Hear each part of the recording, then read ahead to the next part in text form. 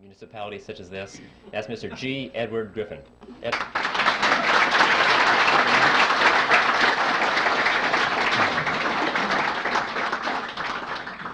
Well, thank you, Mike, and thank you, ladies and gentlemen.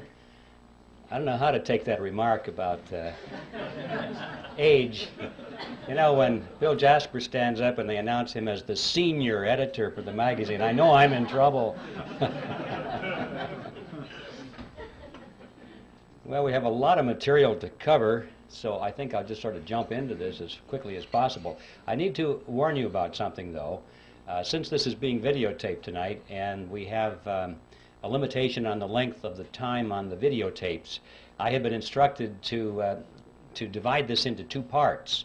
The first part will last approximately 45 or 50 minutes long, and then we'll take a short break, I'm told, while they change tapes. And the next part we deliver next month.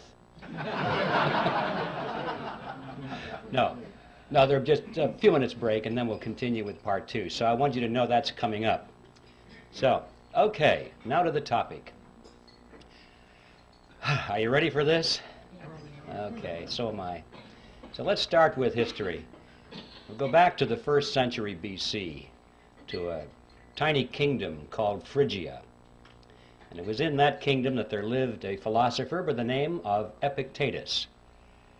And it was Epictetus who said, appearances are of four kinds.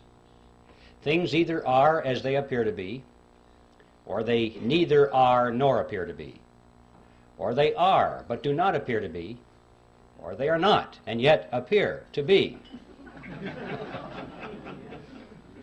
Don't worry, no quiz on that.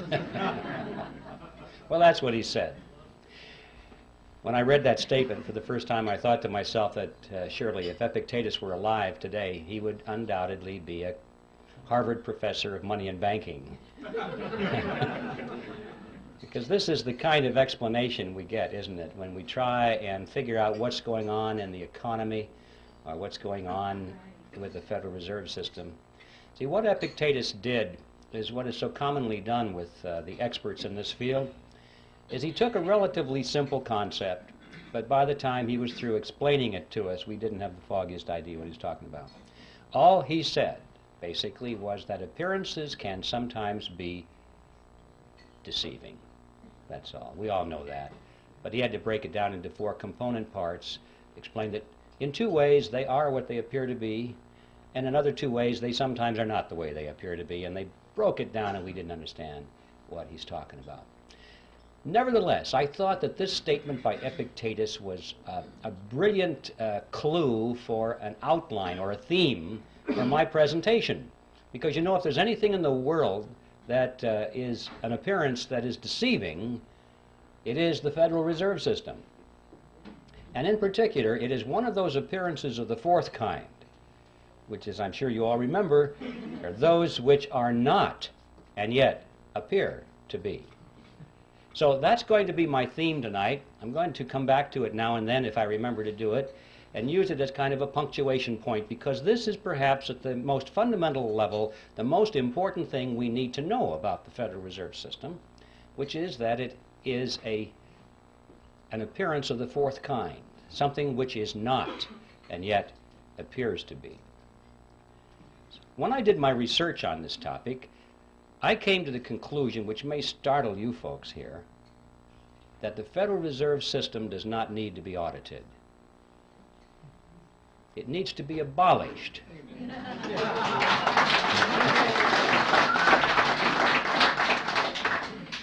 And the reason I say that is because I'm sure that if they audited the Federal Reserve System, they would find out that it's doing exactly what it's supposed to do. There's no secret there. There's no shenanigan going on behind the scenes. It's all out in the open. If we'll just study the Federal Reserve System on the basis of what we know already, if we'll read their literature, if we'll dig into the history, we find out that it's one of the greatest scams of all history. Out on the surface, it doesn't need an audit. An audit, I'm sure, would merely delay the process for a couple of years, give the American people the false impression that something is being done about this problem, and at the end of 2 years they'd say, well, the books are clean. I came to the conclusion that the Federal Reserve needed to be abolished for 7 reasons, actually, and I'd like to read them for you now. I've stated them in rather concise terms. Hopefully they'll have some shock value so you can remember them. And here they are. First of all, it is incapable of accomplishing its stated objectives. 2, it is a cartel operating against the public interest. 3, it is the supreme instrument of usury. 4, it generates our most unfair tax. 5, it encourages war. 6, it destabilizes the economy. And 7, it is an instrument of totalitarianism. Now, I don't know what you think about those 7 points. I know that a lot of you are totally in agreement with it. I can tell by your reaction. I trust that there are some skeptics here tonight. I hope there are. Otherwise, I feel like the minister talking to the choir. Usually there are skeptics in my audience, and frankly, those are the ones I'm most interested in talking to. And for the skeptics, I'm sure that you're thinking, those sound like pretty far-out statements. How could you ever demonstrate them to be true? But I think you would agree, regardless of your preliminary conclusion about those statements, that if any of them could be proven to be true, there would be good enough reason to abolish the Federal Reserve System. So let's take a look and see whether they can be supported. Time doesn't permit to go into all 7 of those here this evening, but I would like to splash around on at least the first 4 of them to show you that indeed there is ample evidence to support these conclusions. And I think the best place to begin with all of this is where the action was, and that is the creation of the Federal Reserve System. And that takes us directly to the title of my book, The Creature from Jekyll Island. You can almost hear the music being played in the background as they do some kind of a spot commercial to sell this book. I have to admit I had a lot of fun with that title because I had this fantasy in my mind that someday it might be in a bookstore window and people would pass by and think, oh, it's a sequel to Jurassic Park. But anyway, that will never happen, I'm sure. The fact of the matter is, for those of you who know a little bit about this topic, the title has quite a bit of meaning in it. And we have a lot to learn by exploring what that meaning is. First of all, Jekyll Island is a real island. It's off the coast of Georgia. And it was on that island back in 1910 that the Federal Reserve System was conceived at a highly secret meeting that took place there. And what I'd like to do is talk about this meeting and show you that, in fact, the Federal Reserve was created there, and that there was a lot of secrecy surrounding it. And then we'll be confronted with the question, why the secrecy? When things are done in secret, there are often things to hide. And we'll explore what it was that they wanted to hide. And when we finally understand what that was, we'll be face to face with one of the most important facts about the Federal Reserve System that is not generally known. In 1910, Jekyll Island was privately owned by a small group of millionaires. In those days, they were millionaires. In today's dollars, they would be billionaires from New York. This is where their families went to spend the winter months. It was a resort island, a resort club. It was called the Jekyll Island Club. And there was a very elaborate clubhouse there, which was the center of their social activities. It's still there, by the way, if anybody wants to visit it. The island has been purchased by the state of Georgia, and this clubhouse has been renovated. It's a beautiful thing.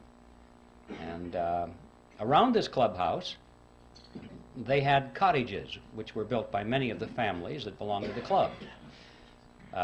Cottages are not exactly the word I would have chosen to describe these structures. I remember on taking the tour through one of them, the guide said that there were 14 bathrooms in that cottage. So you have an idea of the kind of elegance that was there.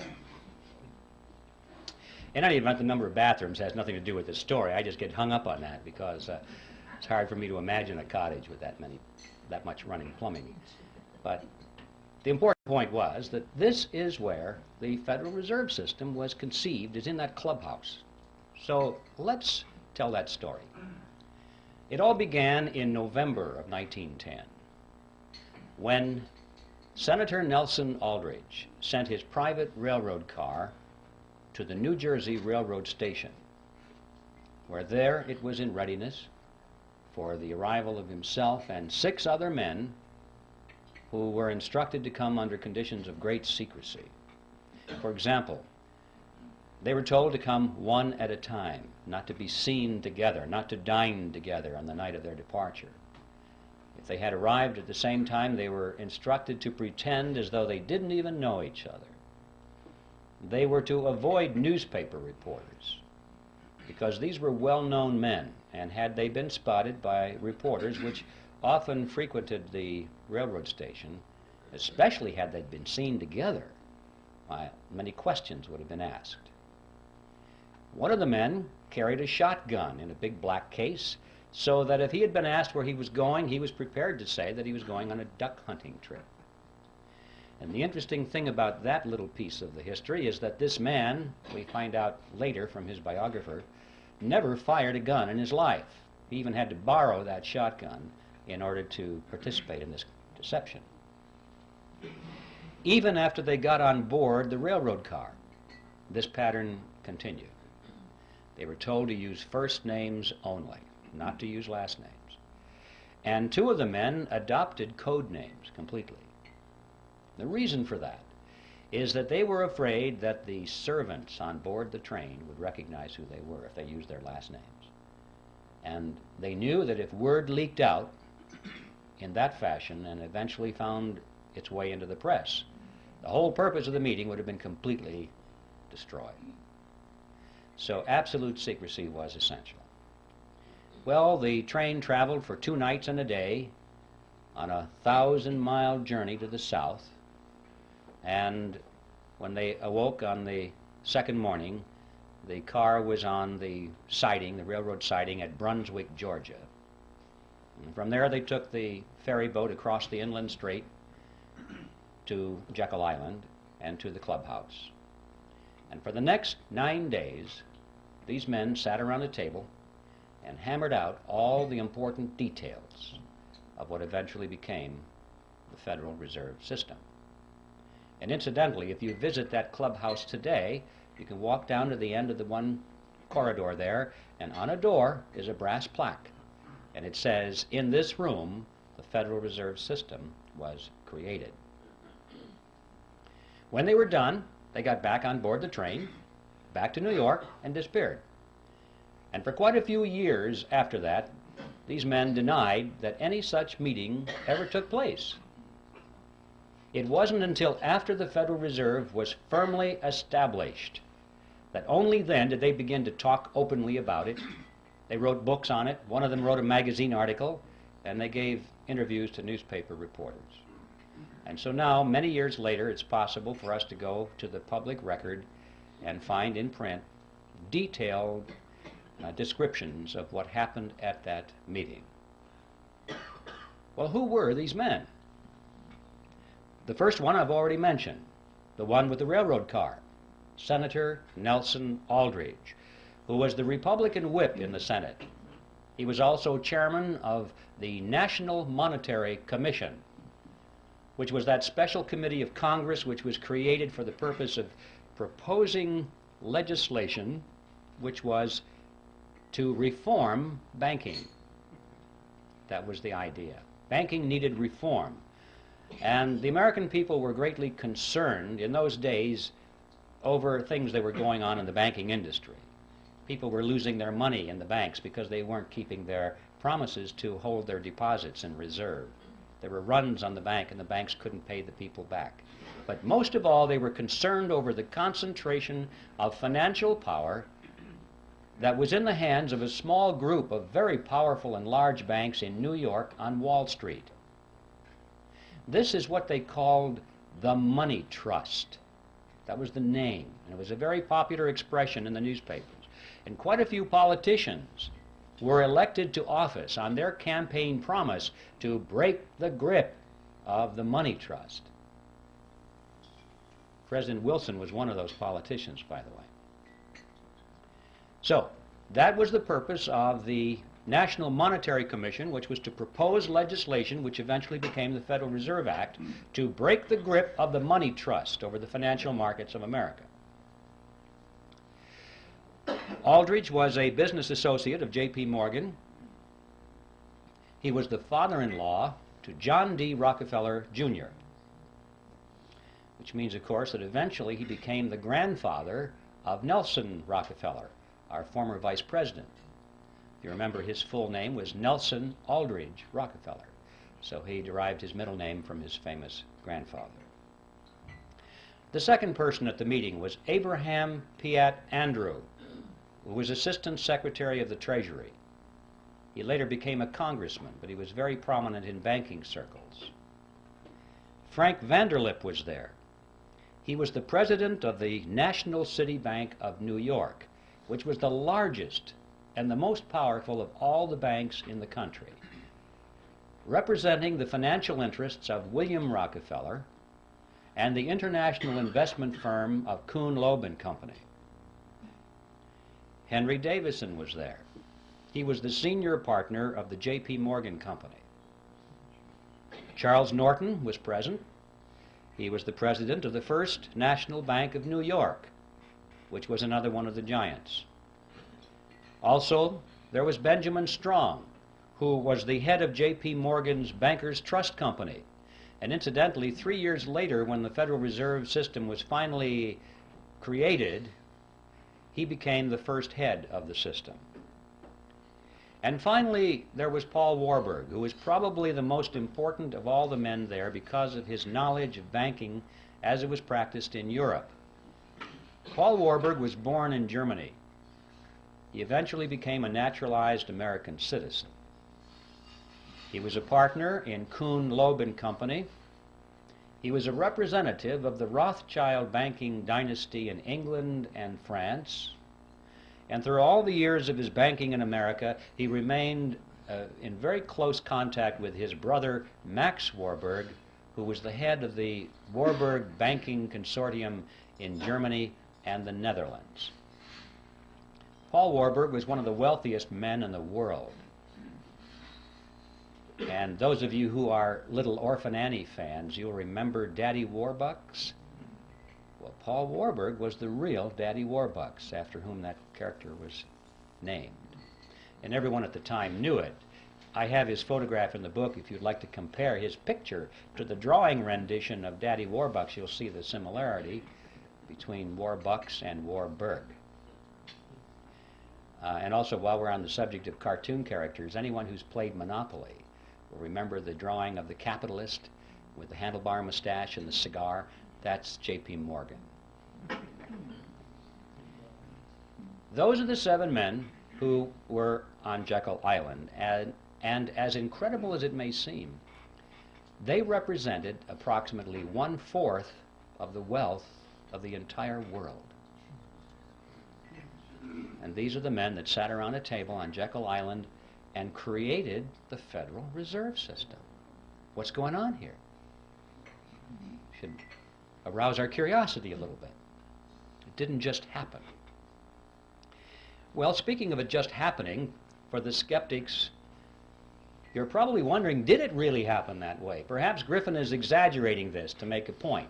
Well, yes, it really happened that way, and to illustrate that, we could go to a lot of documentation, but to simplify this, I'd like to just read for you a short excerpt taken from one article written by Frank Vanderlip, who was one of the attendees at that meeting. And this was written in the Saturday Evening Post, and it appeared on February 9, 1935. And this is what Vanderlip said. I do not feel it is any exaggeration to speak of our secret expedition to Jekyll Island as the occasion of the actual conception of what eventually became the Federal Reserve System. We were told to leave our last names behind us. We were told further that we should avoid dining together on the night of our departure. We were instructed to come one at a time, and as unobtrusively as possible, to the railroad terminal on the New Jersey littoral of the Hudson, where Senator Aldrich's private car would be in readiness, attached to the rear end of a train to the south. Once aboard the private car, we began to observe the taboo that had been fixed on last names. We addressed one another as Ben, Paul, Nelson, and Abe. Davison and I adopted even deeper disguises, abandoning our first name. On the theory that we were always right, he became Wilbur and I became Orville, after those two aviation pioneers, the Wright brothers. The servants and train crew may have known the identities of one or two of us, but they did not know all, and it was the names of all printed together that would have made our mysterious journey significant in Washington, in Wall Street, even in London. Discovery, we knew, simply must not happen. Well, why? What's the big deal here? What's wrong with a group of bankers getting together in private and talking about banking or banking legislation? And the answer to that question is provided by Vanderlip himself in the same article. He said, "If it were to be exposed publicly that our particular group had got together and written a banking bill, that bill would have no chance whatever of passage by Congress." Why not? Because the purpose of the bill was to break the grip of the money trust. And ladies and gentlemen, it was written by the money trust. It's as simple as that. Had that fact been known from the very beginning, the public would never have accepted it as a means of breaking the grip over the money trust. And we would never have had a Federal Reserve System because the scam would have been exposed from the beginning. This was like having the fox build the hen house and install the security system.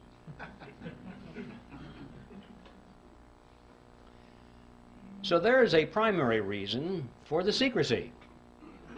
And it's a fact that most Americans have not even considered, that there might have been some kind of deception, massive deception, at the very inception of the Federal Reserve System, and for a very good reason. But there's more to it than that. A lot more than that. Consider the composition of this group and the financial powers they represented. Is there anything strange about that mixture?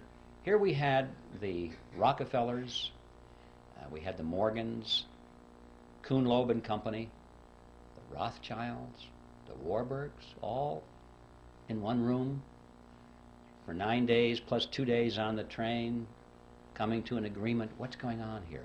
Anything strange about that mixture?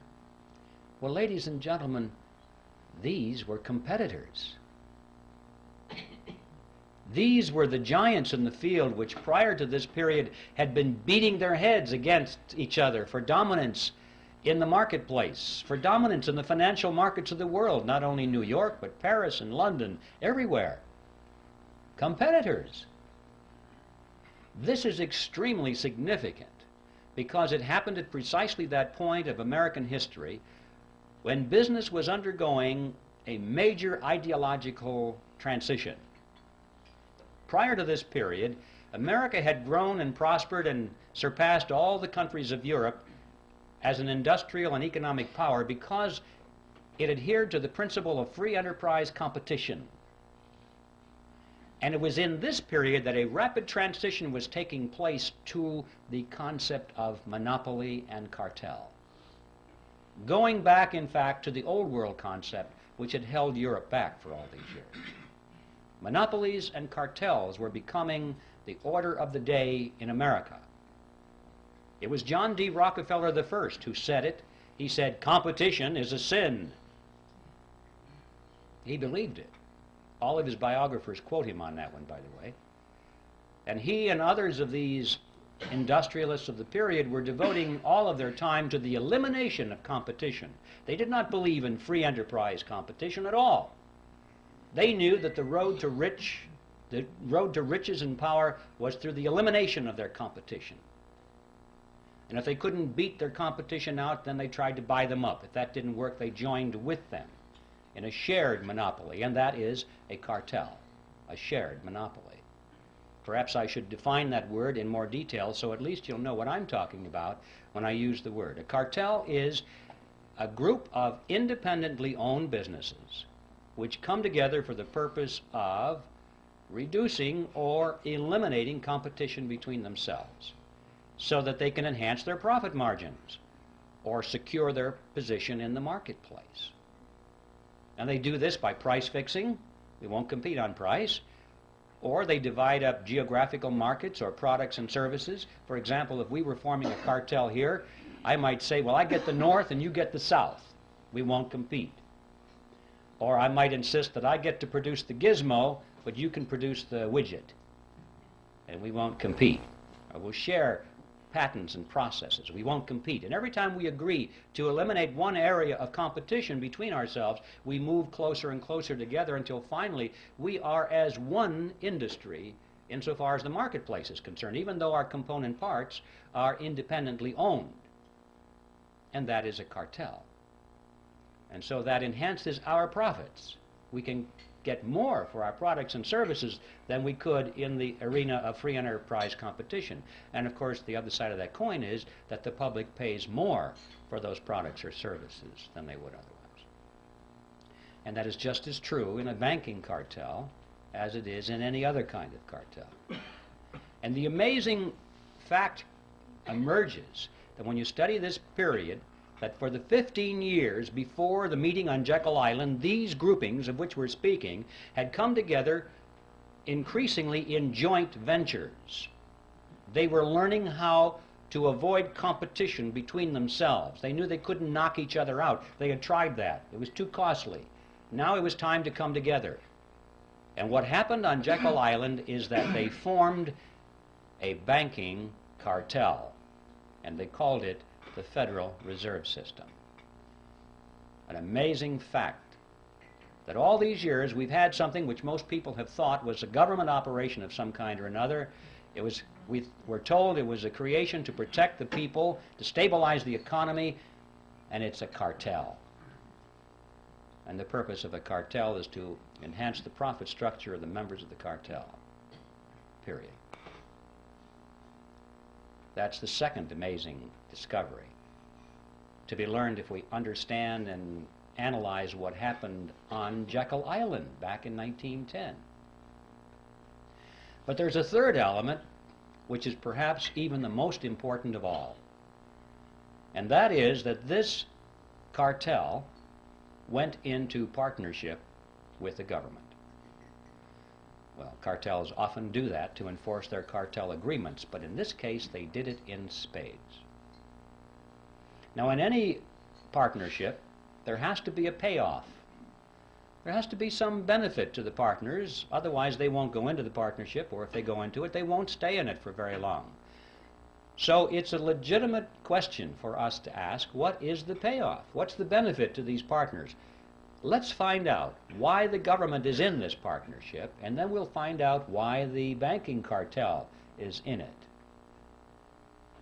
And in order to find out what the payoff is, we'll have to examine how the Federal Reserve System creates money, because that's the key. Now, if you're not familiar with how money is created in America, this is going to be really some experience to go through this for the first time. You're going to shake your heads and say, I don't believe this. I call it the Mandrake mechanism, after that 1940s comic book character, Mandrake the magician. Could create something out of nothing, wave his cape, and it was back into the void again. That's the Federal Reserve System. Now, let's take this and break this down. I need to warn you in advance, however, that you shouldn't try and make sense out of this. Okay? Because you'll blow a fuse if you think this makes sense. Just remember, this is your plain old American scam that we're talking about here. It's that simple. And I'm going to strip away all of the banker terminology and all the accounting terminology and use just plain old plodding English to make it comprehensible. In spite of that, however, I want you to know that everything I'm going to tell you from a technical point of view is 100% accurate, in spite of the simplicity of the language. Okay, with that by way of preliminary, let's get right to the Mandrake mechanism itself. It starts with the government side of the partnership. It starts in Congress, when Congress is spending money far and beyond what it takes in taxes. How can Congress spend more money than its income in taxes? Basically what happens is the Congress goes down to the Treasury and asks for, let's say it's $1 billion more that they need this day. And the Treasury official says, you guys got to be kidding, we don't have any money here. You spent it all long ago. Everything we taken in taxes is long spent. And Congress says, well, we kind of figured that was the case, but we thought somebody might have dropped by and left some money. They said, we know what we'll do. We'll borrow the rest of it. So they go down the street to the printing office. Now notice they're not going to print money. They're going to print certificates. Nice, big, fancy certificates with borders on the corner and an eagle at the top and a seal at the bottom, and it'll say United States Treasury bond or note or bill, depending on the length of maturity. And it's so impressive, it almost looks like money. But if you hold it up to light, it really says I owe you. That's all they are. And so Congress takes it and it wants the public to step forward and loan them money in exchange for the IOUs. Sometimes that's called buying bonds. No, you're not buying anything. You're loaning money to the government and getting an IOU in return. And a lot of people in the private sector and institutions are anxious to loan money to the government. Why? Because they have heard that it's the best investment you can possibly make, the most secure investment, because it is backed by the full faith and credit of the United States government. And that people aren't quite sure what that means, but it sure sounds good. And so they lend the money. Well, just in case there's anyone here in doubt as to what that means, I'd like to explain it to you. The full faith and credit of the United States government means that the federal government solemnly promises to pay you back your money plus interest. If it has to take everything you've got in the form of taxes to do it, it will do it. It's a promise to tax you. And people don't think this thing through. They think, oh, it's wonderful.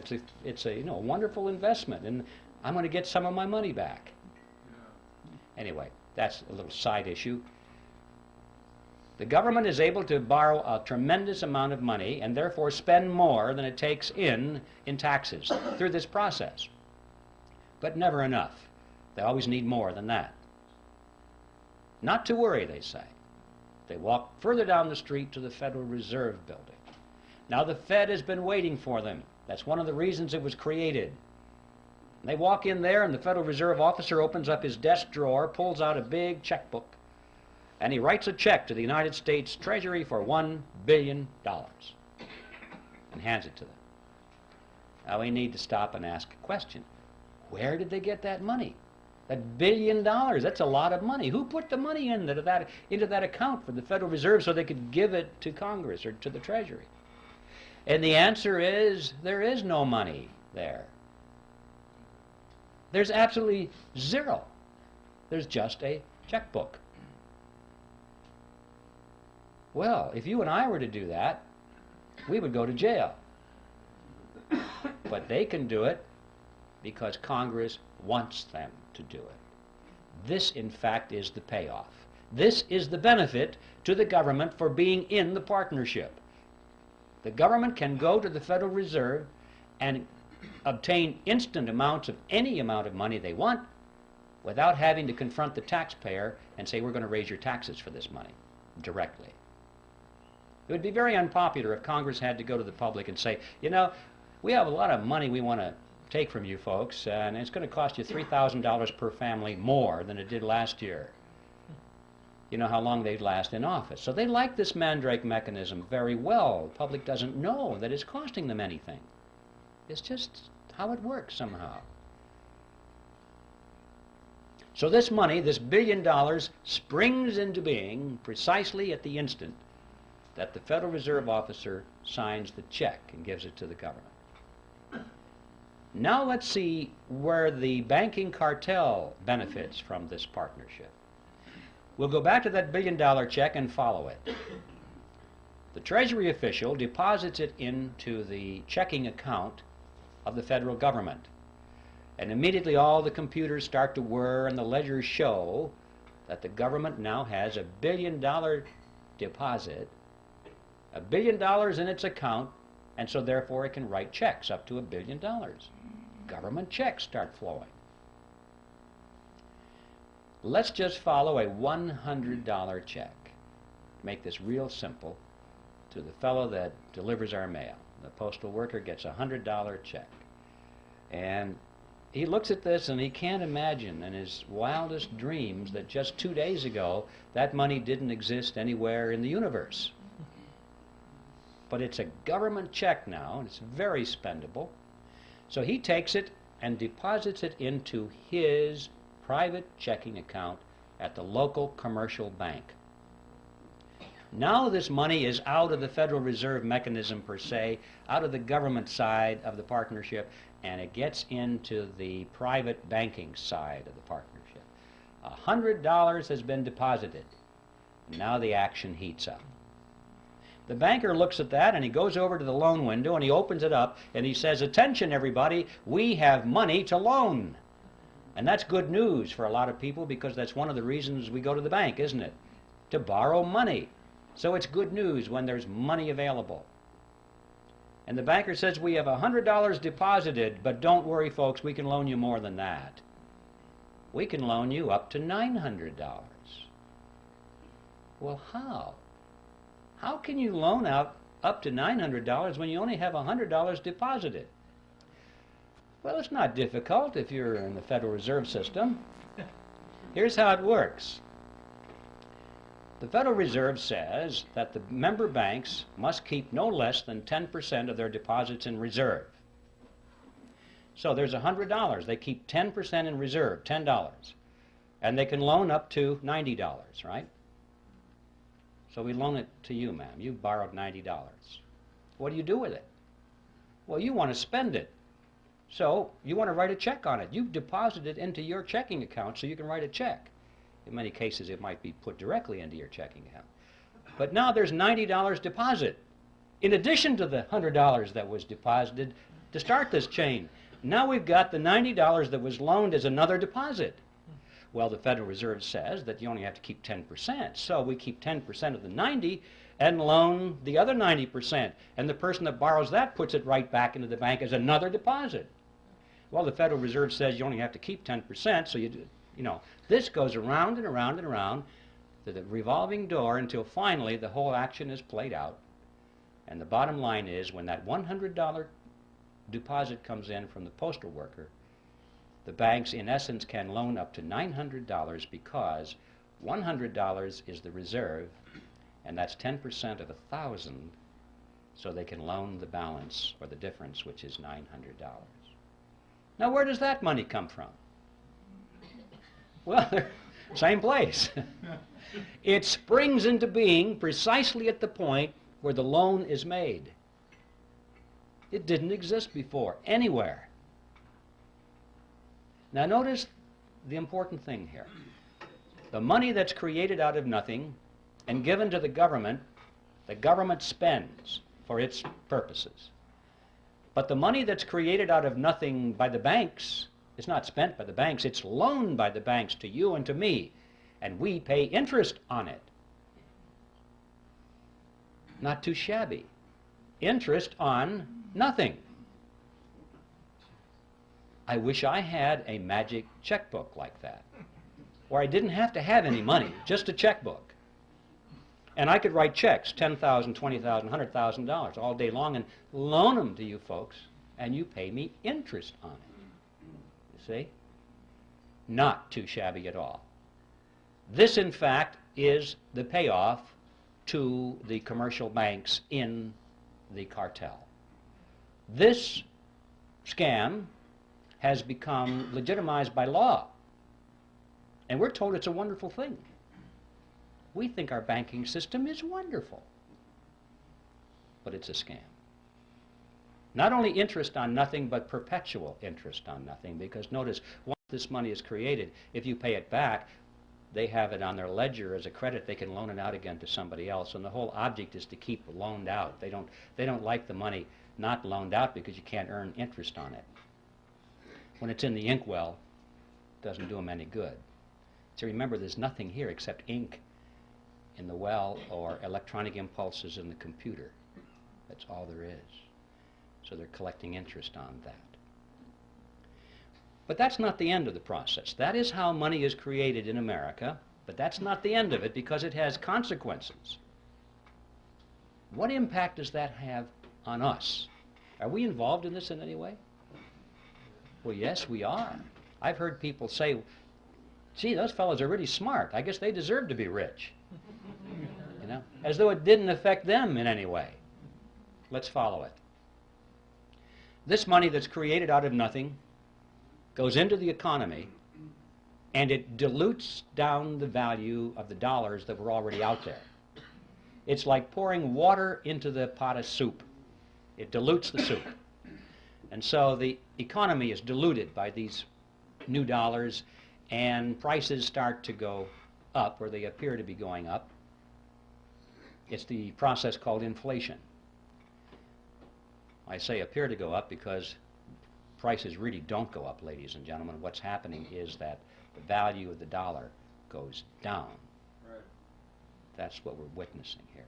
If we had a real monetary system, real money backed by gold or silver or anything of tangible value, coffee cups, anything that couldn't just be created out of nothing behind our money, you would find that the purchasing power of that money would remain constant over a long period of time.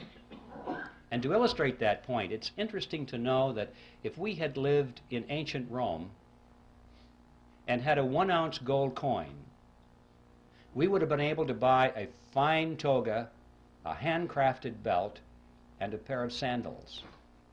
That was the price. So today, what can we buy with a 1-ounce gold coin? We can walk into any men's store and buy a really fine suit, a handcrafted belt, and a pair of shoes. The real price of these items hasn't changed in thousands of years when expressed in terms of real money. But when expressed in terms of these things we carry around, we call them dollars. They're not. They're really Federal Reserve notes. They buy less and less and less because they keep creating more and more and more of them, and they dilute the economic soup. But we still haven't followed this to the end of the trail. We've lost some purchasing power through this thing called inflation. But how many people ask the question, who gained it? Did anybody gain our lost purchasing power, or did it just evaporate and go up to heaven somewhere? Somebody gained it, didn't they? But we don't know who. Let's follow it.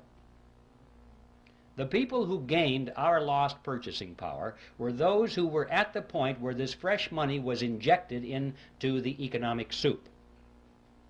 Those at the nozzle get dollars that look the same as all the other dollars, and they have them first, and they can spend them at full purchasing power. But by the time the person who gets those dollars then gives them to the next person and the next person, it goes out toward the edge of the pot, where most of us are, and it gets diluted down. But the ones up there at the nozzle are the ones who have gained our lost purchasing power. Who are they?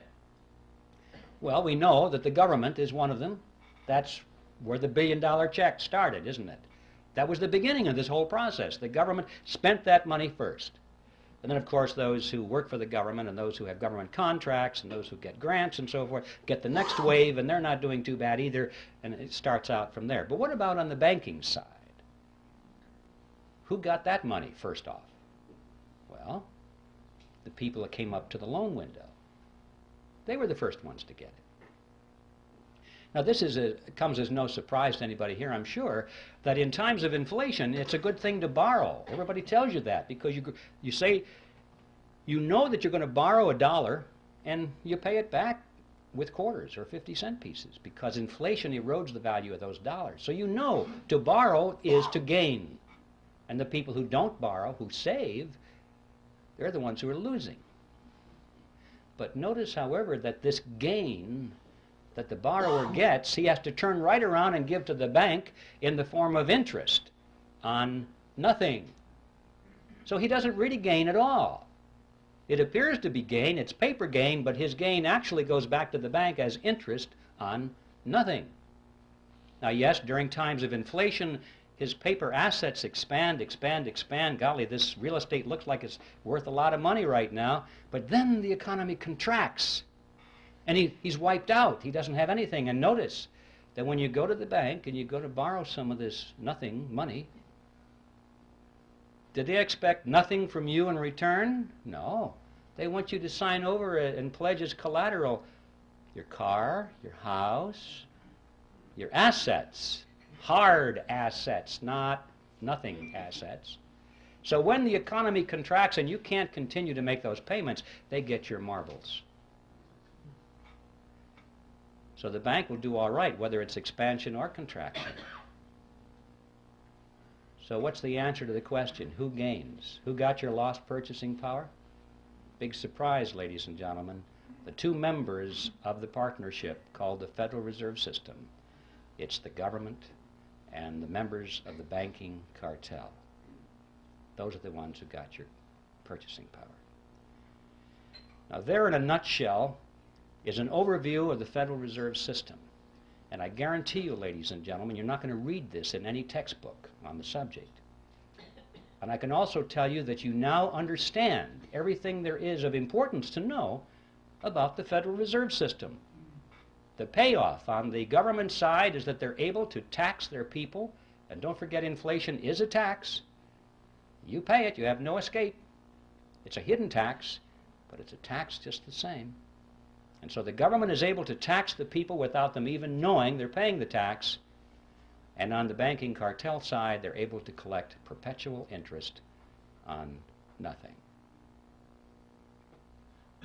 Now that is the end of part one. Stand by. There's more.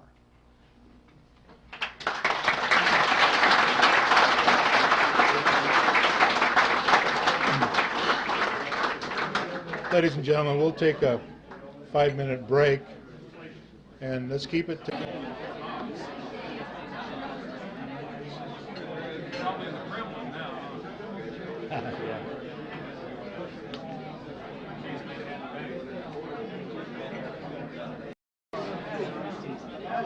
That's it?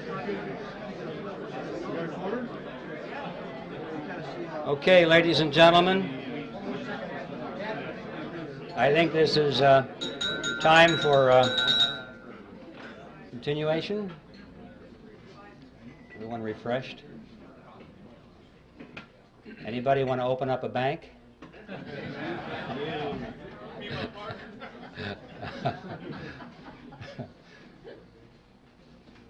All right, part two. We'll go back to Jekyll Island. We have much to learn there. In fact, if we just analyze what happened on Jekyll Island, we can figure out almost everything that's going on today, even though that happened back in 1910. And one of the things that they had to resolve there was what to call this creature of theirs. This partnership between government and the commercial banks was not new with the Federal Reserve System. In fact, this concept was created back in Europe in the 16th century, and it was perfected with the Bank of England in 1694. This is the kind of thing from that date forward that all of the governments of Europe adopted. Now, they didn't call it a Mandrake mechanism like I do. They called it a central bank. That's the technical name for this partnership. If you want to look this process up in a textbook or an encyclopedia, you'll find it listed under central bank. So the central banks were created in Europe in the 16th century. And there's very good reason for that. The kings and the princes of Europe discovered from hard experience that they could raise the taxes of their subjects only so far and then there was a ceiling. They had a tax revolt on their hands. There was resistance, and they had real revolution or revolt on their hands, and they tended to lose their jobs or their heads. So that was it, folks. 40%, 43% seems to have been the natural limit. However, once they got the central bank mechanism worked out, this was a whole new ball game. Now the lid was off, and they were able to collect 50%, 60, 70, and in some cases 80% of everything that their subjects produced. And their subjects did not revolt, did not resent it even, because they didn't know that they were paying this tax through a process called inflation. All they knew was that the prices were going out of sight, and they had no inkling that it was their government in combination with the private banks that were taxing them in this fashion. And so, see, this became a method of hidden taxation, which has continued to this day to be extremely popular with big spending governments. And so this became the modus operandi in Europe from that date forward. Now, when they met on Jekyll Island, it was very clear in their mind that they were creating a central bank. But they had a problem, what to call it, because Congress was already on record as saying they did not want a central bank in America. I don't think the congressmen really understood what that meant, but they had heard the phrase, and they knew that that's what they had in Europe. And they said, no, when it comes to banking reform in America, we want something that's unique to represent our unique political and economic system. So a central bank was out. So what to call this central bank so that no one will know? And they talked about this on Jekyll Island. And this is what they concluded. They said, first, let's use the word federal to make it seem like it's a government operation. Secondly, let's add the word reserve to make it seem like there are reserves somewhere, like it was a banking concept. Third, let's add the word system. And this was very important, far more than we might think today, because remember, the major concern was this concentration of financial power in New York. And they had to sell the American people on the idea that this was a diffusion of power over a system of banks. And so they talked about 10 regional banks, and finally they said, no, that's not enough. We'll have 12 regional banks and diffuse the power away from New York, or at least make it appear that way. And they'll build those big buildings in all these regions, and the local yokels can come and look at the buildings and say, golly, we got one of them out here too. You know? And the impression was that because these buildings were out there, that the power was pulled away from New York and diffused throughout a system of Federal Reserve banks. Well, as you've heard said many times by now, what we wound up with was not federal, there are no reserves, it's not a system at all in the sense of diffusion of power, and the Federal Reserve banks aren't even banks. So on all four words, we're dealing with appearances of the fourth kind. Brilliant strategy. The next step was to sell this creature to the American people. And the first draft of the Federal Reserve Act was called the Aldrich Bill, sponsored by Senator Aldrich, of course. And this was against the good advice of Paul Warburg, who said, Nelson, if you put your name on this bill, it's going to get voted down in Congress because you are so closely identified with the power of big business. It'll be voted down. And apparently, Aldrich's ego was too big. He must have said, well, no, after all, I'm respected in the Senate, and I am the chairman of the National Monetary Commission. And for whatever reason, he insisted on having his name on it. I think he wanted to go down in history as the originator of the Federal Reserve System. But Warburg was right.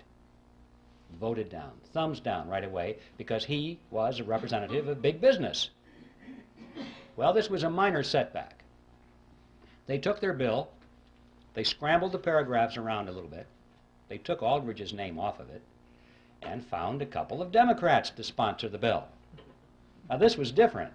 See, Aldrich was a Republican, And everyone knew that the Republicans represented big business. But they also knew that the Democrats represented the common man, the little guy, the fellow on the assembly line, you know, like Ted Kennedy.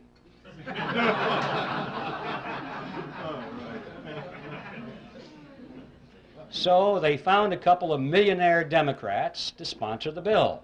They got Carter Glass from the House and Senator Robert Owen, who was a very successful banker. And now they sponsored the bill. It was the Glass-Owen bill, and this was different. This was a Democrat bill, and it began to receive very popular consideration in Congress.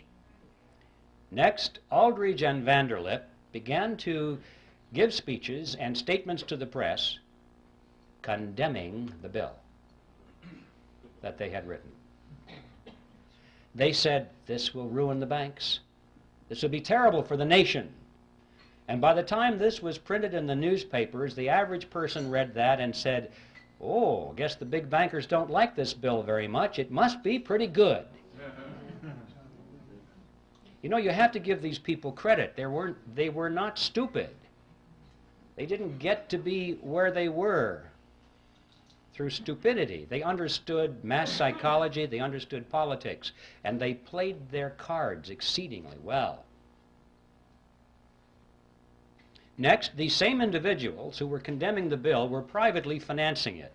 They were behind all the lobbying activities in Washington.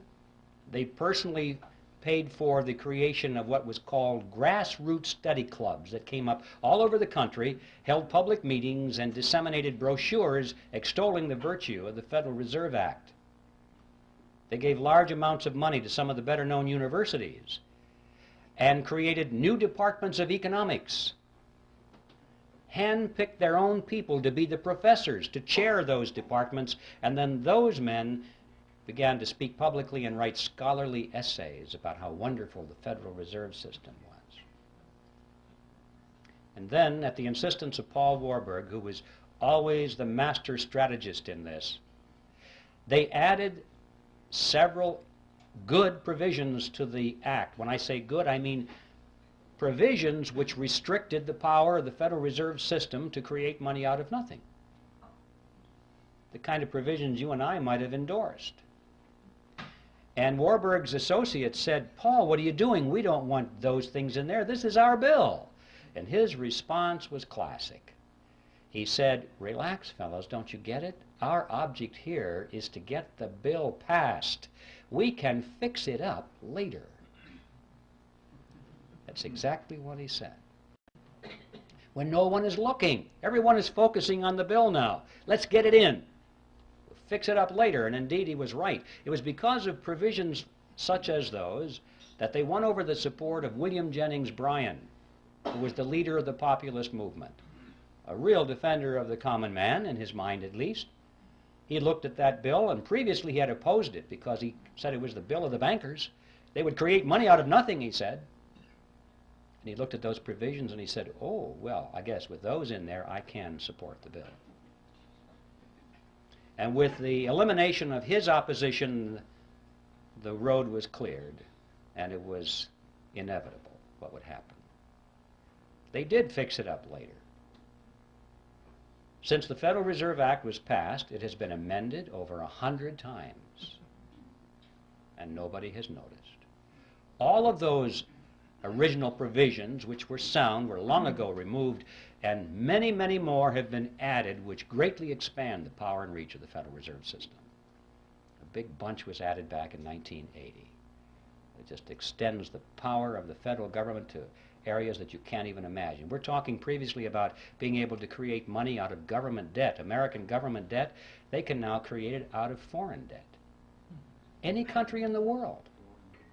Any country in the world can offer a bond, an IOU, and our Federal Reserve System is now empowered by law to convert that into American money.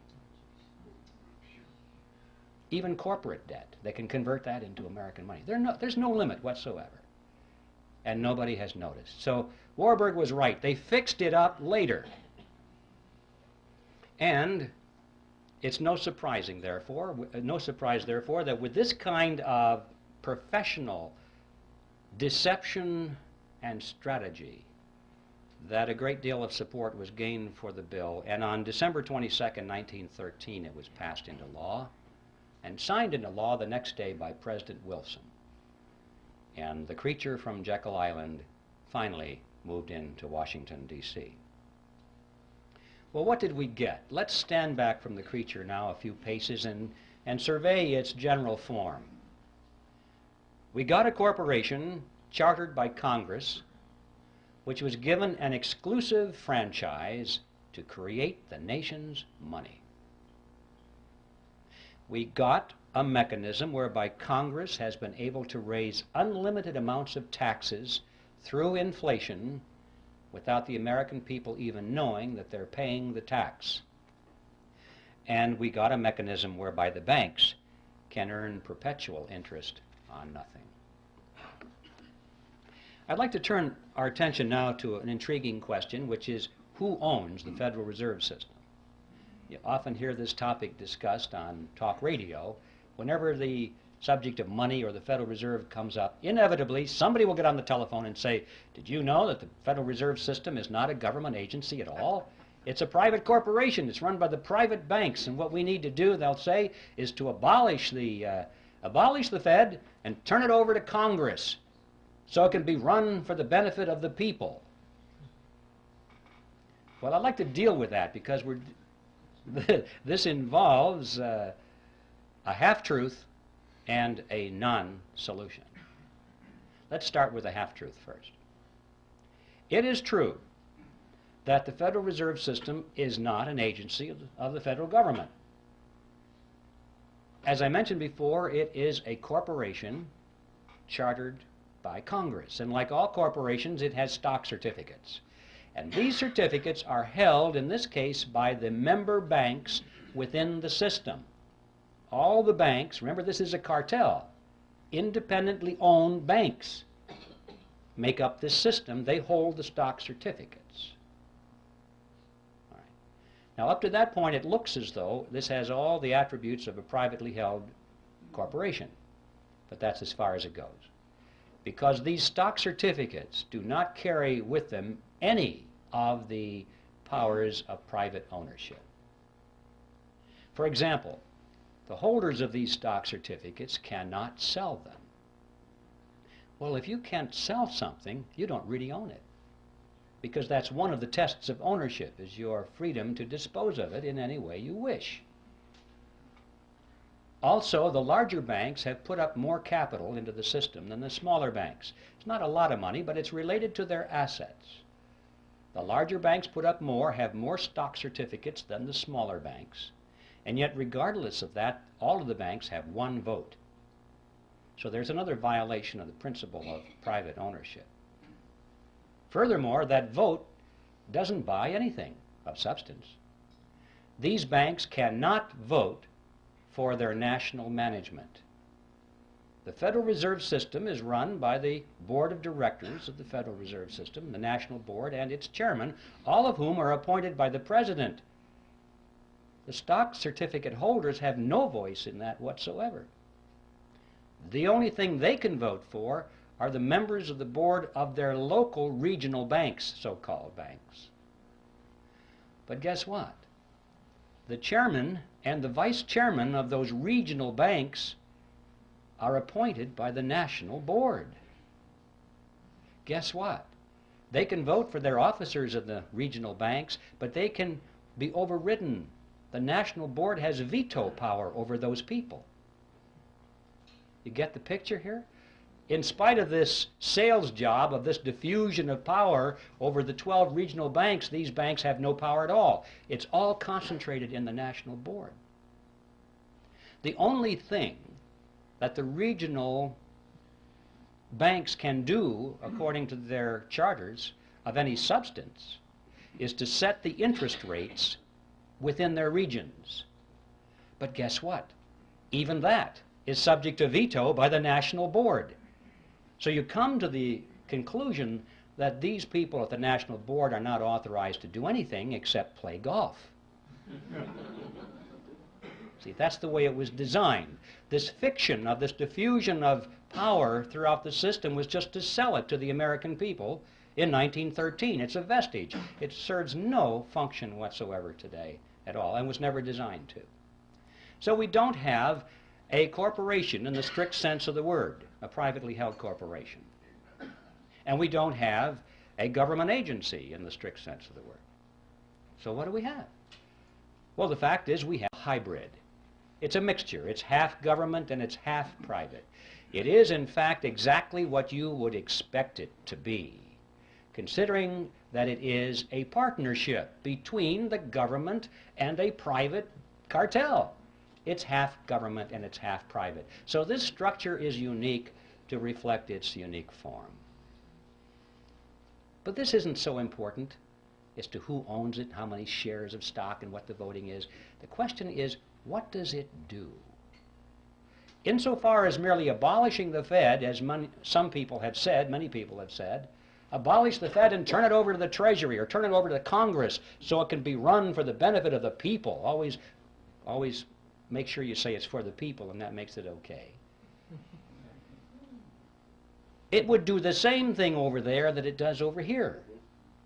It's not a question of who owns it, it's what does it do, and as long as it is a central bank, which means as long as it has the power and the mandate to create money out of nothing, that's what it's going to do. It's going to create money out of nothing, and I'm sure the same people will run it over there that run it over here. We must remember that all of the central banks of Europe are in fact direct agencies of their respective governments. They are not these hybrid organizations over there that they are here, because there was no necessity to create that myth over there. They just went right for it. It's an agency of the government over there. And they all do exactly the same thing as our Federal Reserve System does here. So you see, just turning it over to Congress without taking away its power to create money out of nothing is a non-solution. And I'm sure that the people who run this would be willing to use the same kind of deception they did back when it was created. They would pretend to resist that idea. They would fight it with all of their might, at least in public, knowing that they could yield on that and have it turned over to the Congress and they'd still have control of it, over it. So that is a non-solution. I'd like to talk now about what the objectives of the Federal Reserve System are, because if we're going to say if it were turned over to Congress, it would pursue the same agenda. What is that agenda? Extremely important thing to focus on, because we're told that the purpose of the Fed is to stabilize the economy. And everybody kind of believes that. I mean, when Greenspan comes on and says, well, we're raising interest rates now, why? To stabilize the economy, right? To prevent inflation. In other words, to protect you folks. To protect you. And we buy it. Well, one of the most widely used textbooks in our schools right now, textbook on economics written by Paul Samuelson, explains it this way. It says, quote, "The Federal Reserve sprang from the panic of 1907 with its alarming epidemic of bank failures. The country was fed up once and for all with the anarchy of unstable private banking." It's partly true. It's just they came up with the wrong solution. Just because there's a problem doesn't mean that any old solution that somebody has to offer is the best. In fact, it may be a non-solution. As we were talking about, just turning this system over to the government to run is a non-solution. Well, let's take a look at this. If the purpose of the Federal Reserve System is to stabilize the economy, let's give it a report card and see how well it's done. Since it was formed, it has presided over the crashes of 1921 and 1929, the Great Depression of 29 through 39, recessions in the years 53, 57, 69, 75, and 81, a stock market Black Monday in 87. We all know that corporate debt is soaring, personal debt is greater than ever before, Both business and personal bankruptcies are at an all-time high. Banks and savings and loan associations have failed at a rate greater than ever before in our history. Interest on the national debt is now consuming half of all of our taxes. Heavy industry has been largely replaced by overseas competition. We're facing an international trade deficit for the first time in our history. 75% of downtown Los Angeles and other large metropolitan areas are now owned by foreigners, and over half of the nation right now is officially in a state of recession. Now that is the report card of the Federal Reserve System after 80 years of stabilizing the economy. And I don't think it's even controversial to say that the Federal Reserve has failed to meet its stated objectives. The only controversial question is, why has it failed? And my answer to that is because those have never been its true objectives at all. What are its true objectives? Well, what are the objectives of any cartel? To make money, to enhance the profit margins of the members of the cartel, and to stabilize its position in the marketplace, to prevent competition. Those are the objectives of any cartel. And if our analysis is correct here, we'll find that this, in fact, has been what the Federal Reserve System has accomplished for itself and its component members. To be more specific, it's possible to go to the period of Jekyll Island and read the papers and speeches that were done by the people on Jekyll Island and their associates. The big banks were concerned over three things, among other things, but the three main things were as follows. They said they wanted to reverse the erosion of their power away from New York. That's right, just the opposite of what the Federal Reserve System was supposed to accomplish. They wanted to keep it in New York. They were concerned because as the nation was spreading westward and southward, new banks were springing up all over the frontier. And more of the capital assets of the nation were moving in that direction. Yes, they still had the lion's share, but every year the percentages went down a little bit. And they could see where that chart was going.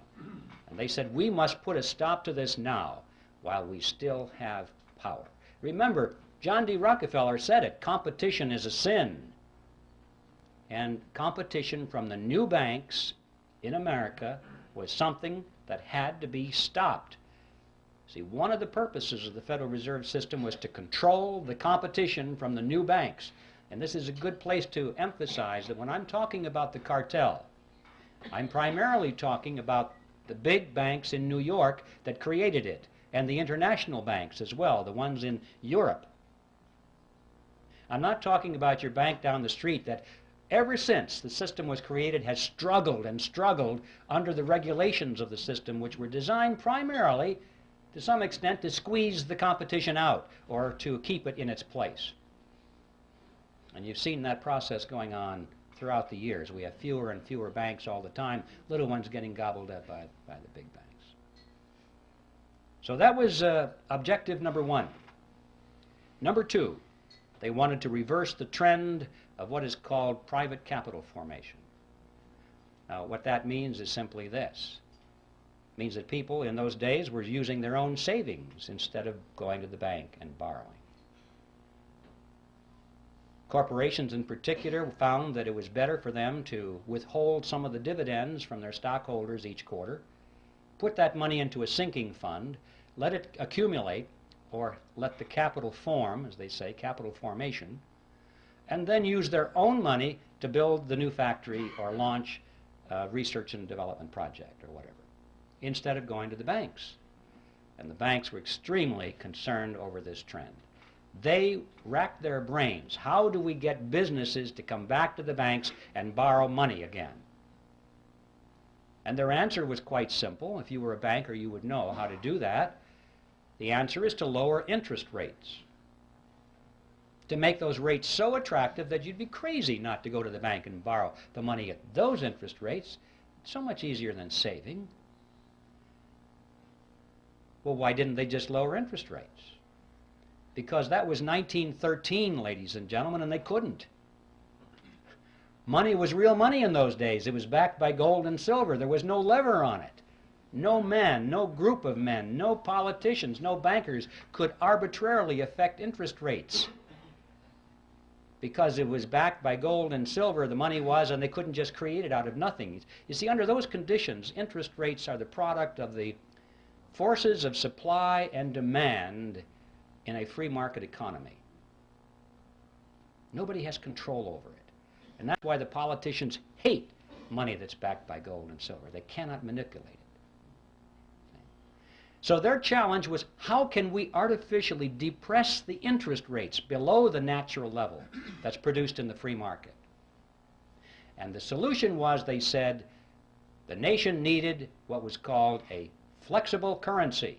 They said this is what industry needed to prosper, a flexible currency. You still hear that phrase today, the virtues of a flexible currency. Well, what is a flexible currency? You need a dictionary. Well, it's not paper money that folds. What that means is money created out of nothing. That's what a flexible currency is. See, the trick is not particularly hard to figure out here. If you are creating money out of nothing, you don't have to charge an awful lot of interest on it to show a profit.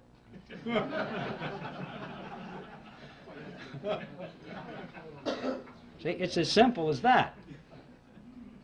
So, with a flexible currency, now they have a lever on it, and they can jack the interest rates down, down, down, so that it's attractive, and they're still making plenty of profit on it because it didn't cost them anything. And they have reversed the trend toward private capital formation. And the third objective that they spoke about in those days was how to pass on the inevitable losses within the banking system, to pass those losses on to the taxpayer in the name of protecting the people. Now, let's give the Federal Reserve System another report card with these objectives in mind and see how well it has done. Did they keep control over the banking system and the monetary system in New York? And yes, they did. Anyone who knows how the markets function, it has always remained in New York. In fact, it's even more so now in New York than it was then. Yes, there are plenty of large banks in the nation, in the South and in the West, but these are small compared to those giants that are in New York, in fact, that are astride the world, with offices in Peking and Moscow and Africa, everywhere in the world. The giants are in New York, and they have been running the show all of these years. A few years ago, there was a book that appeared on the market called Secrets of the Temple, written by William Grider and published by Simon & Schuster. It was a bestseller, and it was advertised as a scathing attack against the Federal Reserve System. Well, when I heard that, I could hardly believe my eyes and my ears. A scathing attack against the Federal Reserve System, published by Simon & Schuster? Now, this is one of the biggies. I thought to myself, well, a miracle has happened. I guess I don't have to finish my book because it's done. Somebody did it. So I ran down and I got a copy of the book and I went through it, and I was amazed at what I found on 2 points. First of all, I was amazed because Grider had his history very well done indeed. It was accurate. I didn't expect that. I thought it might be a whitewash of some kind.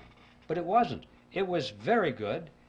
I knew about this because I was right then in the process of researching it, and Grider had it. And on this point of the concentration of power in New York, I'd like to read to you just a couple of sentences from his best-selling book. He's talking about 1913 here, and he said, at the time, the conventional wisdom in Congress was that the government institution would finally harness the money trust, disarm its powers, and establish broad democratic control over money and credit. The results were nearly the opposite. The money reforms enacted in 1913, in fact, helped to preserve the status quo, to stabilize the old order. Money center bankers would not only gain dominance over the new central bank, but would also enjoy new insulation against instability and their own decline. Once the Fed was in operation, the steady diffusion of financial power halted. Wall Street maintained its dominant position and even enhanced it. which is true. Now, the second thing that amazed me about his book was his conclusion. After demonstrating that the Federal Reserve System had always acted against the public interest, and that it was designed to do that from the beginning, what do you suppose his conclusion was regarding what we should do about it? Abolish the Fed? No, nothing that extreme. Well, how about a major overhaul? No, not necessary. He said, you see, folks, it's all so complicated. But we're learning as we go, and we're getting better at it. Relax, everything's under control. All we need now are wiser men. Well, there you have an interesting situation. You see, that's the kind of powder puff solution that it takes to be published by Simon & Schuster or any of the other major publishing houses which are firmly locked into the financial web of the money trust in Wall Street. There's no way in the world that these major media outlets are going to allow anybody to come up with a real solution to the problem. Now, I need to digress here just for a second because we have a lot to learn from this, not just in the field of the Federal Reserve System, but in many other areas of concern to our nation in these critical days ahead. It's not enough just to point with alarm. It's not enough just to say, well, this is historically true, and it's not enough to lead the charge if you don't lead it anywhere. See, these people don't care how much you expose their scams or their conspiracies or their plots if you have no solution. If your only solution is, well, now I told you about it, now just vote Republican, you know? If that's it, nothing's going to happen, is it? Till we look behind party labels.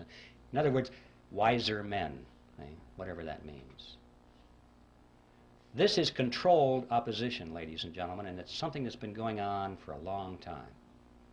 These people are smart enough.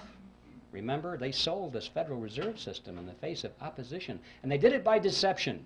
They're smart enough to control their own opposition or to create their own opposition if necessary, so they can lead it nowhere.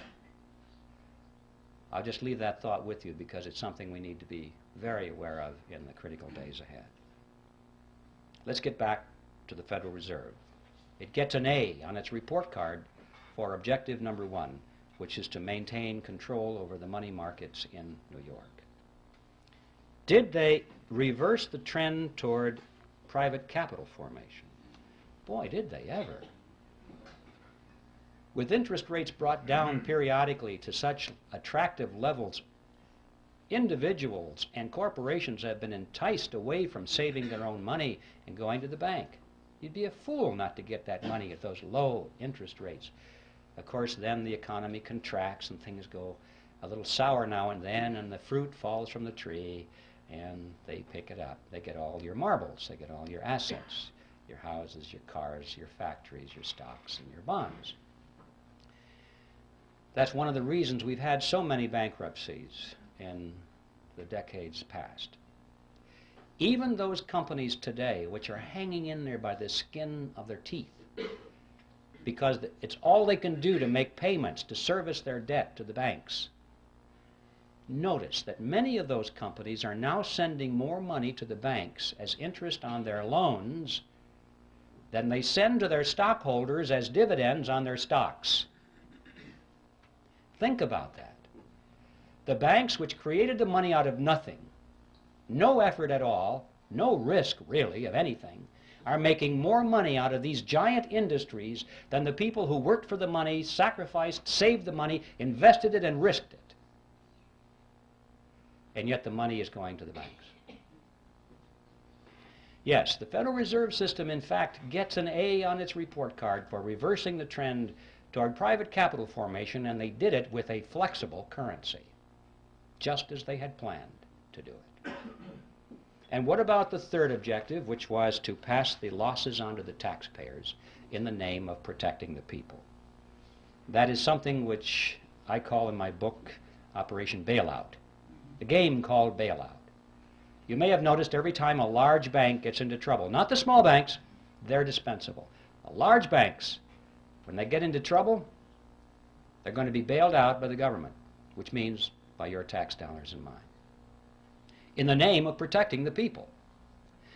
It doesn't make any difference if there's if it's a private corporation or a city municipality or a third world country. Whoever has borrowed megabucks from these banks and now can't service their debt anymore, they have trouble making those interest payments, which is all banks care about. They don't want you to pay back the loan, because they'd have then just the problem of finding somebody else to lend it to. They don't want you to pay back your loan.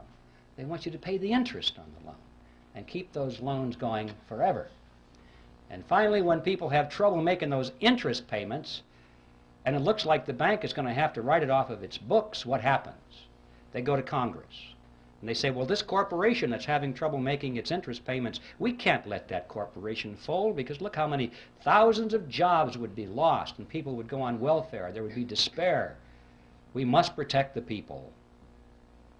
Or if it's a third world country that can't make its interest payments anymore, they say, well, we can't allow that to happen. We must make those payments for them in some way or another, because if that venerable bank had to write that huge loan off of its books, it would technically be bankrupt. And if it were bankrupt, it might have to close its doors. If that bank were to fall, it's such a huge bank, it'd be like a domino, and it might knock the other banks down too, and we could have a major economic crisis on our hands, and look how the people would suffer. And so Congress dutifully always responds. Remember, Congress is the partner in this scam. Always rushes in and says, yes, we can't allow those bad things to happen to the people. And so they vote the money to guarantee the loans or make outright payments in some very creative fashions so that the interest can continue flowing to the banks.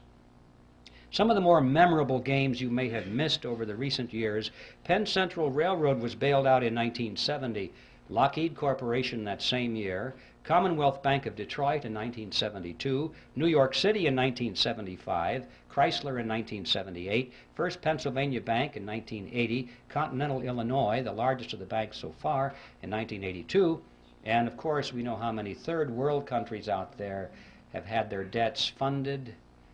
The money comes from the IMF World Bank so they can continue making their payments, and the IMF World Bank gets their money from the Federal Reserve System, and the Federal Reserve System gets it from us in the form of that Mandrake mechanism and the hidden tax called inflation, or direct taxes in some cases. The Federal Reserve System gets an A on its report card on all three of its true objectives.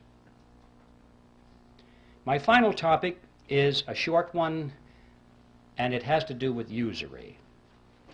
An interesting concept.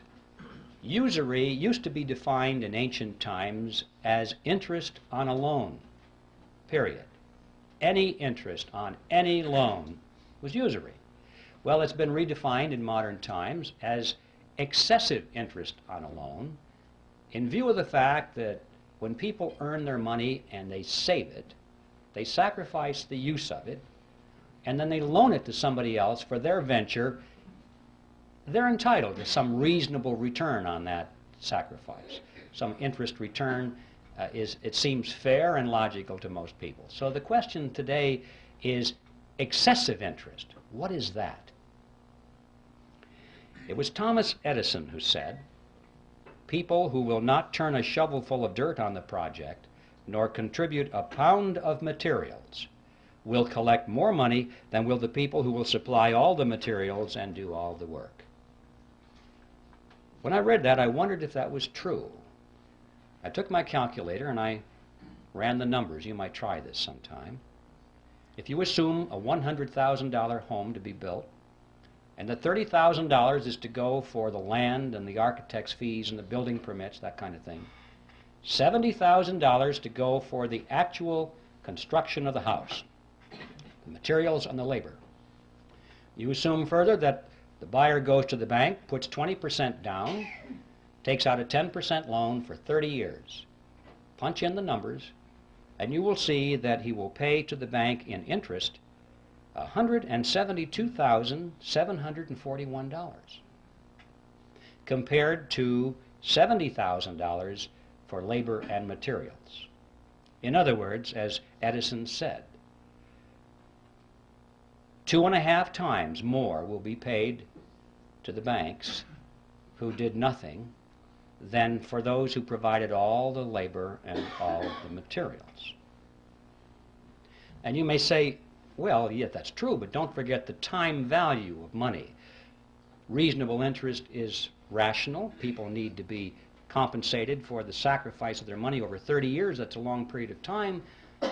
Wait a minute. Not this money, ladies and gentlemen. Nobody earned this money. Nobody saved this money. Nobody sacrificed anything for this money. This money was created out of nothing. And I suggest that $172,741 interest on nothing is excessive. I think we need to focus on this issue. We need a new definition of the word usury. Any interest on any loan of fiat money, meaning money created out of nothing. Now this example of $172,741 unearned interest on a $100,000 home is like a grain of sand in the Sahara. Look around the desert. All of the other homes of America, all the factories, all the machinery in the factories, all of the high-rise buildings, the hotels, all the airplanes, the automobiles, the farm equipment, the farm structures, everything that we have. We're looking at a similar relationship here. This is staggering. To consider the amount of money that is in this huge, wide river of wealth flowing into the banking cartel because the money was created out of nothing. It's such a wide river of wealth, you can't even think across it in your mind. It's perpetually moving into the banking cartel. This is a dead short across the productive capacity of America. This is money that should be going to the people who produce and who create, instead of being siphoned off through a scam. Think of what our standard of living could be if it weren't for this dead short across our economy. Well, where is this money going? This river, where is it flowing? You get the mental picture that maybe it's going into a lake somewhere or behind a dam. All this money is rising, accumulating. People are getting richer and richer and richer. No, not so. It's not how it works. They're spending the money.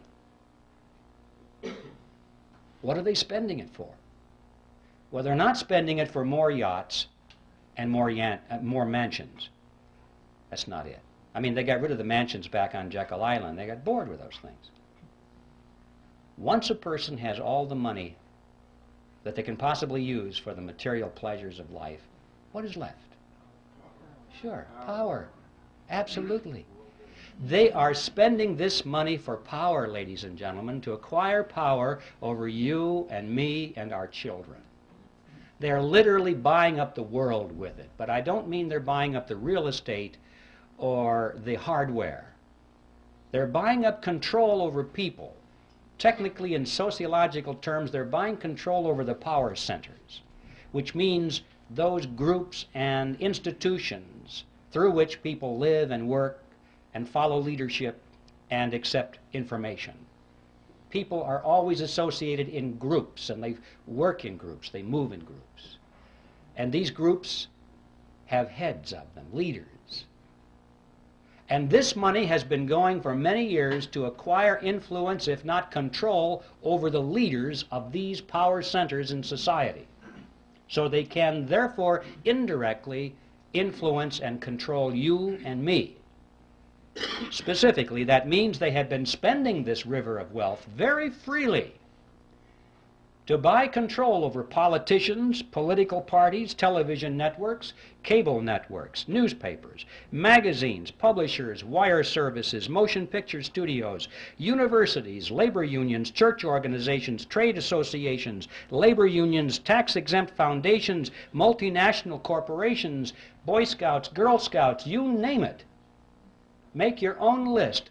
I guarantee you, if you have a large, influential organization which influences people, you will find that this river of wealth has been flowing partly into an attempt to acquire control over the leadership of these institutions and organizations, especially those which are offered as opposition, especially those which supposedly are to stop this whole process from happening. Now, this has not only been going on in America, but this has been going on in every nation of the world, pretty much in the industrialized nations as it has gone on here. But I'd like to call your attention to what's been happening in the so-called third world, or the underdeveloped nations. This process is now complete. It's not going on, it's finished. They literally have bought those nations. Have you ever wondered what's going on there with the IMF, World Bank? Every once in a while on the back page of the newspaper you read that Congress once again authorized another $100 billion or so to go to the World Bank. And then it explains very carefully that this money is being used for humanitarian reasons. It's being used to uplift the standard of living of these poor people. That is an appearance of the fourth kind if you ever saw one. It's not being used for that at all. If it is, they're not doing a very good job, because after all these years, you cannot point to one of those countries which has had its standard of living raised one iota by this vast expenditure of money, because it was never designed to do that. The money does not go to the people. It does not go to the industries or the businesses of those countries where it might have a chance of raising the standard of living. It goes to the politicians, doesn't it? It goes to the governments of those countries, and it is used specifically to perfect and strengthen the control mechanisms over their people. Usually this starts out as an inefficient dictatorship, but by the time they get the UN money, it ends up as an efficient dictatorship. They have a better organized and equipped army.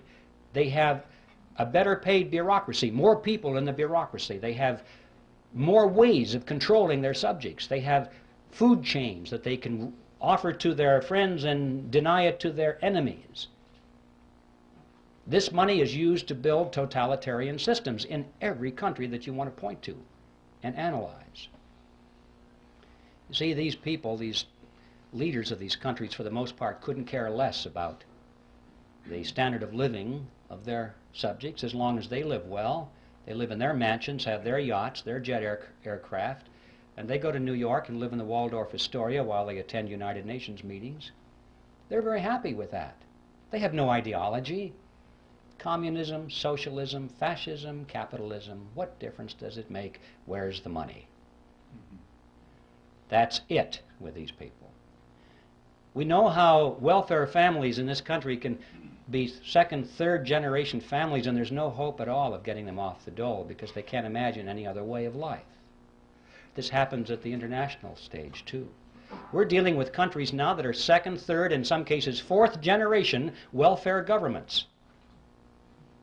They don't know how to survive unless that money comes free through the International Monetary Fund and the World Bank, means from us. There's no way in the world they're going to break free from that. These countries, ladies and gentlemen, have already been purchased, lock, stock, and barrel, in this fashion, and they are now in place in the New World Order. And they're simply waiting for us to show up. And that's the other side of the coin, because not only does this transfer of wealth to these countries from us not raise their standard of living, but it does in fact help to lower ours. And this too is part of the plan. A strong nation is not a candidate for surrendering its sovereignty. But if a nation can be brought to its knees, if it is hungry, desperate, if it has chaos on its streets, if it has political turmoil, then the people in that nation will much more likely accept any solution that's offered to them by their government or by a world government. If there's anarchy in the streets, as we saw in Watts, in Los Angeles, people were joyous when the soldiers showed up.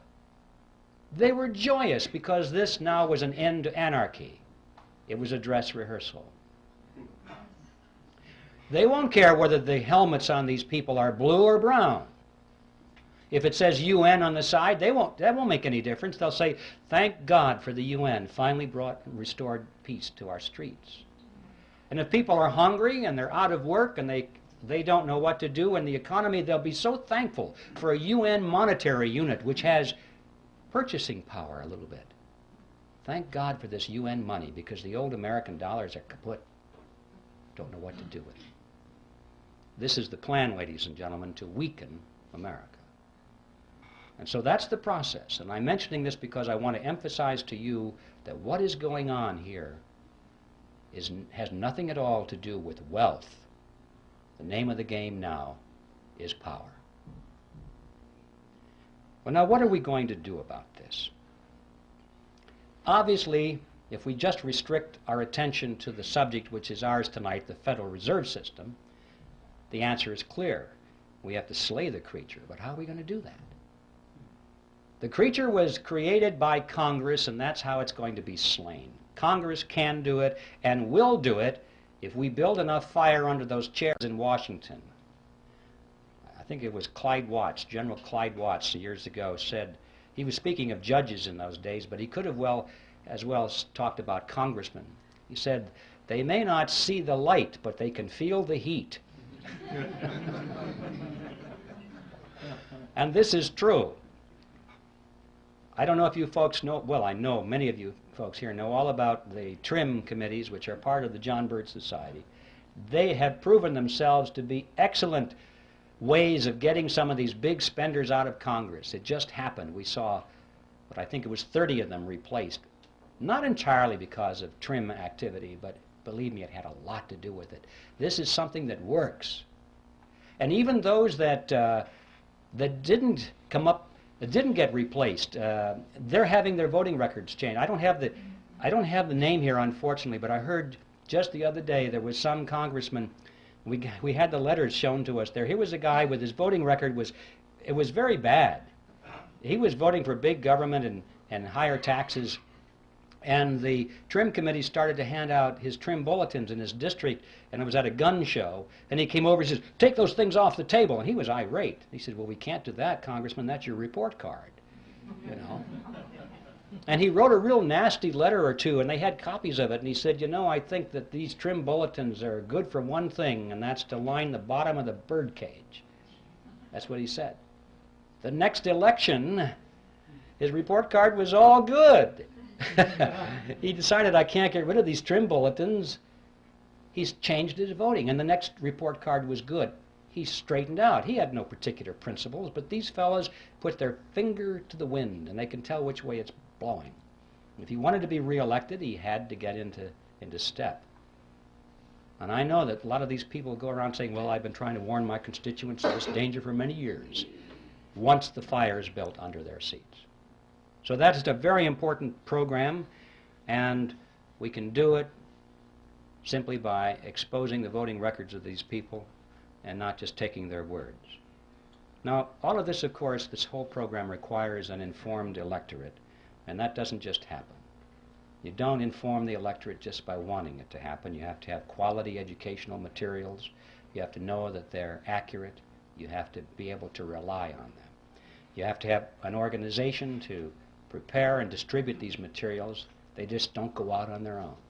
I mean, I could have written this book, for example, and it would have just stacked up in my garage without the Speakers Committee, without the Birch Society's programs and its chapters and its people in place, its coordinators. It takes organization to make these things happen.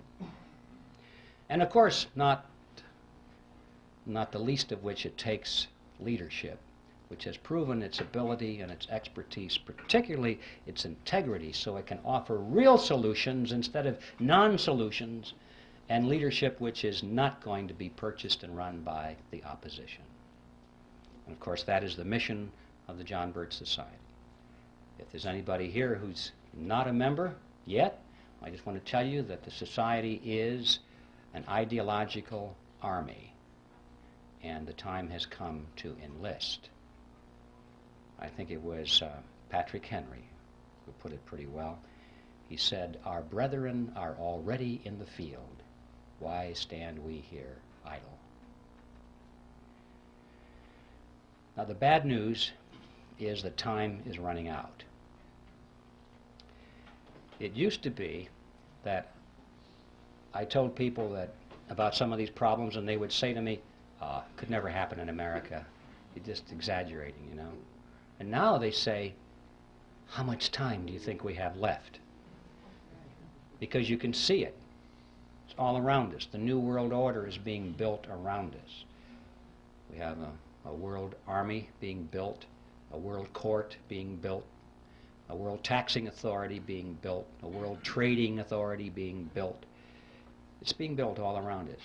You realize right now, as we speak, over half of our standing military is now serving under foreign officers. This thing is going rapidly, ladies and gentlemen. So, we're running out of time. But the good news is, we still have time. We still have time, and we have the freedom to work. We can do it if we'll work like the Dickens, like our freedom and our lives depended upon it. They do. That's precisely what does depend on it. So instead of being sour about how late the hour is, we should rejoice over the fact that we still have freedom. We still can meet like this. We can hold public meetings. We still have elections. We can still throw these scoundrels out. So what we need to do now is just get to work and do that which we must do. We can still overthrow the government of the United States every 2 years without firing a single shot if we'll simply discharge the responsibility of citizenship, which comes along with being free men. So that's my message with you, ladies and gentlemen, and that is that whatever it is you plan to do for your freedom or your country, do it now. And a good place to begin is to send Epictetus back to Phrygia. And let's convert that mammoth appearance of the fourth kind into a disappearance of the first kind. Thank you.